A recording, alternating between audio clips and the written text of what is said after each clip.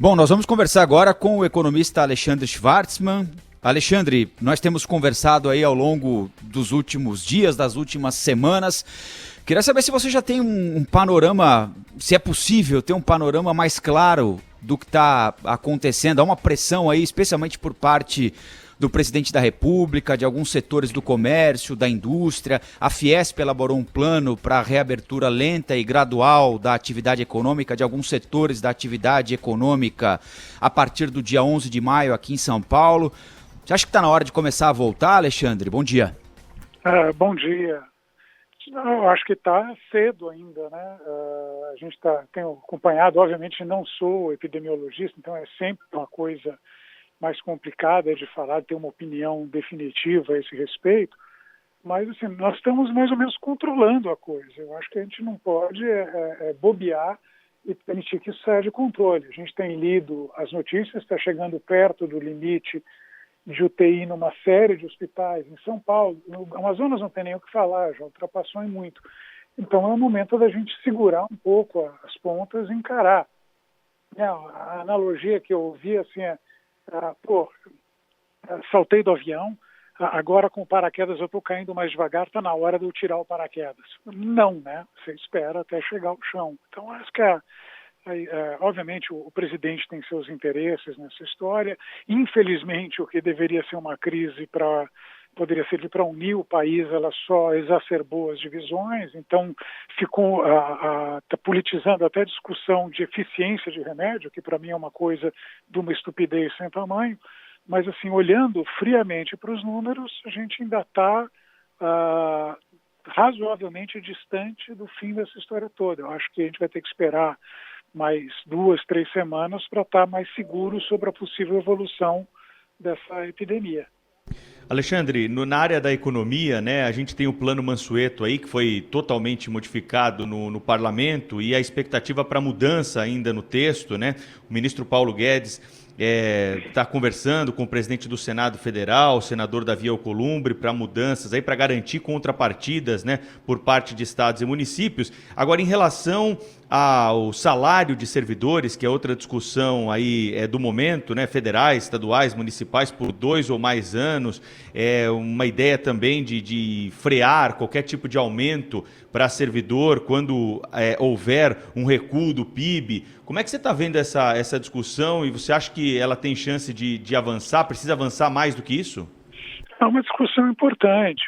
De fato, o que era originalmente o Plano Mansueto, a gente nem falar isso, porque o Mansueto é um cara espetacular, não merece ter o nome associado com o que saiu da Câmara esses dias e corre o risco de sair do Congresso, né? Foi distorcido, a gente está basicamente dando um passe livre para estados, e a gente vê exatamente o que eles estão fazendo. As corporações não têm a menor vergonha, que a gente viu estados dando reajuste salarial no meio dessa crise. Está todo mundo com dificuldade de manter emprego, manter renda, mas tem uma casta, tem um estamento no país que parece imune. Então, sim, é importante discutir esse tipo de coisa. Seria interessante, por exemplo, que o Supremo se manifestasse, que ele está discutindo só desde o ano 2000, quer dizer, vai completar 20 anos agora, se o dispositivo que tem na lei de responsabilidade fiscal, que permite redução proporcional de salário e jornada no funcionalismo, vale ou não vale? Porque para o setor privado está valendo. A gente está vendo ali, aliás, foi acertado. A MP do mercado de trabalho permite redução de jornada de trabalho e salário proporcional, e o governo ainda vai lá e complementa um pedaço que ajuda o pessoal de mais baixa renda.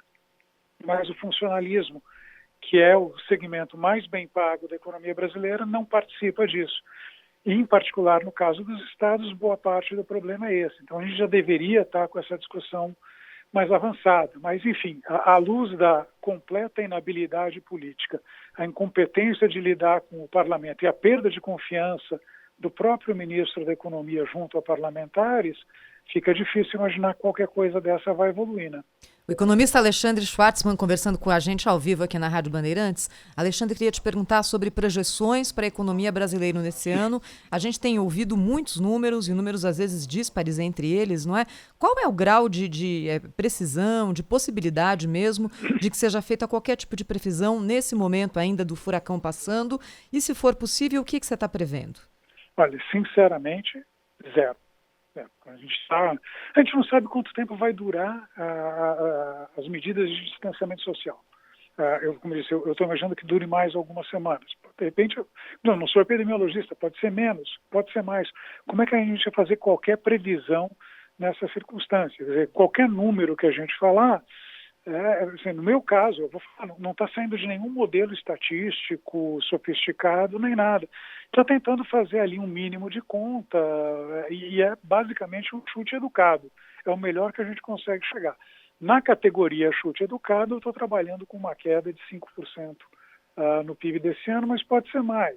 Eu acho que 5%, mas de 5 a 6 me parece um valor razoável. A gente olha lá fora, os números estão sendo ainda piores do que a gente tem visto. Então, assim, grau de precisão é nenhum. O que a gente sabe é que vai ser muito feio, vai ser pior do que foi 2015, 2016, lembrando que na época o PIB caiu 3,5% a 4% lá na média desses 2 anos, por ano, né? Na média dos 2 anos. Bem a propósito, Alexandre Schwartzman, tem um dado hoje que está no Caderno de Economia e Negócios do Estadão, que é a retração do PIB, que vai ser maior do que essa que você falou de 2016, deve levar também a um novo recorde de recuperações judiciais. Naquele ano de 2016, o governo Dilma, foram 1.800 pedidos de recuperação judicial. E o cálculo agora é que esse número pode chegar a 2.500. Não quer dizer falência, mas é um primeiro passo se não houver a retomada da economia, né? Pois é, não.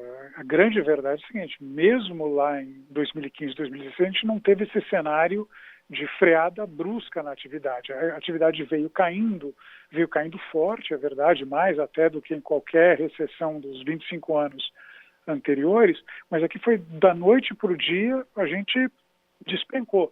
Não é que estivesse bombando antes, a gente não estava a 1 milímetro do paraíso, mas de repente travou tudo.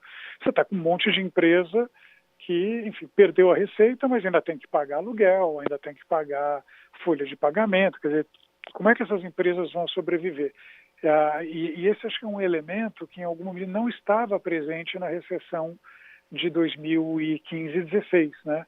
Por mais que as empresas tenham sofrido, não houve esse quadro assim de não é nem insolvência, porque muitas dessas empresas são solventes se der tempo para elas, de completa iliquidez. Boa parte delas não tem capital de giro para aguentar um mês sem vendas.